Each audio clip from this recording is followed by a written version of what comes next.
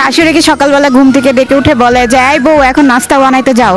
না, আমার শাশুড়ি কখনো এরকম বলে না। আমার শাশুড়ি সকালে উঠে রান্না বান্না শেষ করে আমি হচ্ছে রাতে রান্না করি।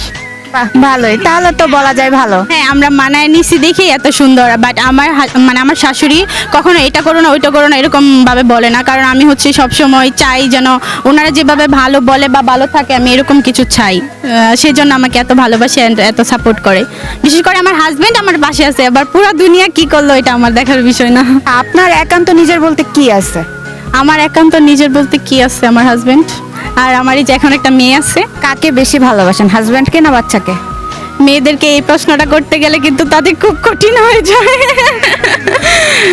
হ্যাঁ, বিয়ের আগ পর্যন্ত এখন যে ছোট আছে সে তো আমার একটা, যেহেতু আমার হইছে, আমার জন্ম আমি দিয়েছি, আমি একজন মা, তাকে যতটুকু ভালোবাসতে হয় আমি বাসি, সে অবশ্যই আপন। কিন্তু হাজব্যান্ড ওয়াইফ তো সারা জীবন পাশে থাকতে হবে, সেক্ষেত্রে কিন্তু বিষয়টা অন্যরকম না, এটা করতে গেলে একটু হার্ড হয়ে যায় এটা। মানে আপনাকে যদি বলা হয় যে কোনো একজনকে বেছে নিতে হবে, তখন আপনি কাকে বেছে নেবেন? তখন অলওয়েজ হাজব্যান্ডকেই বেছে নিব। এটাই আসলে উচিত। কিন্তু একটা মেয়েকে প্রশ্ন করলে এটা বলে, কিন্তু একটা ছেলেকে প্রশ্ন করলে কি বলে? ছেলেদের বউয়ের অভাব নাই, তারা একটা বউ ছাড়বে তো আরেকটা বউ পাবে, এই আর কি।